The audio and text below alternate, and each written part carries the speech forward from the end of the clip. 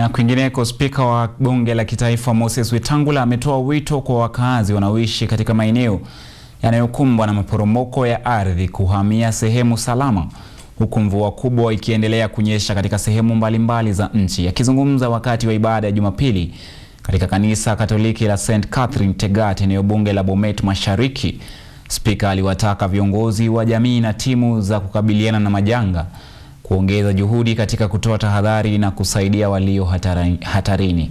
Aidha, viongozi wa utawala wa mitaa wamehimizwa kuwa macho na kushirikiana kwa karibu na idara ya hali ya hewa nchini ili kutoa tahadhari kwa wakati unaofaa. Wataalamu wa mazingira wameonya kuwa kuongezeka kwa matukio na ukali wa majanga kama haya kunahusishwa na mabadiliko ya tabia nchi, ukataji miti ovyo na kilimo kisicho na udhibiti katika maeneo ya miteremko mikali, mambo yanayoongeza hatari ya maporomoko ya ardhi iwapo hayatashughulikiwa kwa haraka.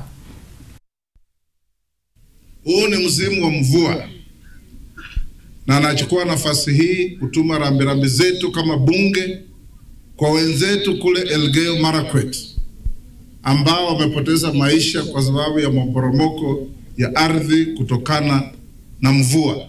Wabunge wetu mwambiwa na miteremko zaidi wasonge katika safer areas, and going to the future tuendelee kupanda miti iweze kuzuia kuporomoka kwa ardhi na kuleta majanga. Wananchi, kila mtu tafadhali, ukiona mvua kubwa kama hii, sehemu ambazo unaona kama zinaweza patikana na hizi landslide, tafadhali